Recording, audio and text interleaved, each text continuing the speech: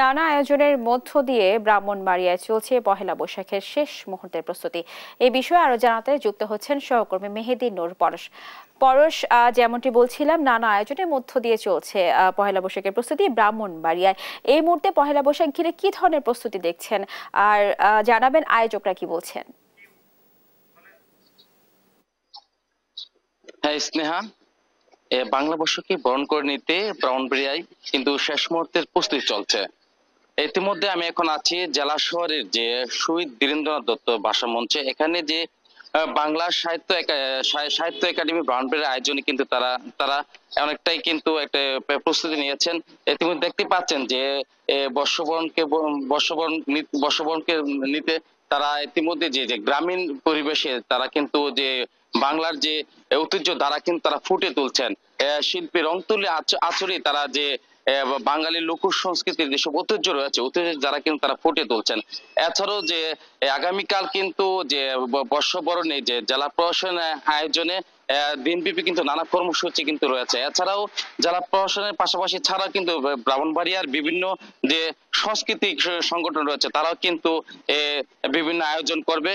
তো বাংলা সাহিত্য একাডেমি ব্রাহ্মণবাড়িয়ার আয়োজনে কিন্তু পয়লা বৈশাখ উপলক্ষে তারা 7 দিন ব্যাপী একটি মেলারও আয়োজন করেছে। যে মেলাতে প্রায় 15 থেকে 20টি স্টল থাকবে। এই স্টলে তারা বিভিন্ন ধরনের যে বাঙালিদের ঐতিহ্য তা থেকে ফুটে তুলবে। এখন আমি কথা বলে যে সাহিত্য একাডেমি ব্রাহ্মণবাড়িয়ার যে সাধারণ সম্পাদক রয়েছেন তার কাছ থেকে আপনাদের প্রস্তুতি সম্পর্কে যে আমাদেরকে বলতেন। আমাদের প্রস্তুতি তো আসলে প্রায় শেষ পর্যায়ে। আমরা এই বছর সাহিত্য একাডেমি প্রায় 39তম বৈশাখী উৎসব পালন করতে যাচ্ছি।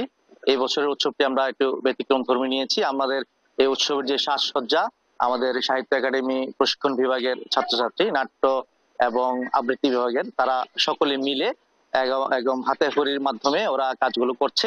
আমাদের প্রফেশনাল কাউকে আমরা নিয়োগ দেইনি, আমরা নিজেরাই এই কাজগুলো করছি এবং আশা রাখছি এই কাজগুলো খুব চমৎকার ভাবেই আমরা উপস্থাপন করতে পারবো। এবং এই বৈশাখী মেলাটি আমরা আয়োজন করছি 39তম বছর যাবত, এবং আমরা এর নেতৃত্বে আছে আমাদের কবি জয়দুল হোসেন, ওনার নেতৃত্বে আমরা এই উৎসবটি পালন করে থাকি। এবং এই উৎসবে যে দোকানগুলো থাকবে, দোকানগুলোতে মই, মুড়ি, মোয়া এগুলো থাকবে। এর ভিতরে বৈশাখীর যে কারো কাজগুলো থাকবে, সবগুলো থাকবে। আমি সকলকে ব্রাহ্মণবাড়িয়াবাসীকে উপভোগ করার জন্য আমন্ত্রণ জানাচ্ছি। ধন্যবাদ আপনাকে। তো যে আগামীকাল যে পয়লা বৈশাখ হচ্ছে, পয়লা বৈশাখে কিন্তু সকাল থেকে একটি র্যালি বের হবে। র্যালিটি শহরের যে মুক্ত মঞ্চ থেকে শুরু হয়ে শহরের যে ফারুকি পার্কে গিয়ে শেষ হবে। সেখানে কিন্তু দিনব্যাপী নানা আয়োজন রয়েছে। এখানে লাঠি খেলা, সাপ খেলা, তারপর পুতুল নাচ সহ বিভিন্ন মুরুগ লড়াই সহ বিভিন্ন ধরনের কিন্তু এখানে কর্মসূচি থাকবে। তো পয়লা বৈশাখের প্রস্তুতি নিয়ে এ ছিল আমার কাছে সর্বশেষ। পরশ, আপনাকে ধন্যবাদ। দর্শক, শুনছিলাম ব্রাহ্মণবাড়িয়া পহেলা বৈশাখ ঘিরে শেষ সময়ের প্রস্তুতি।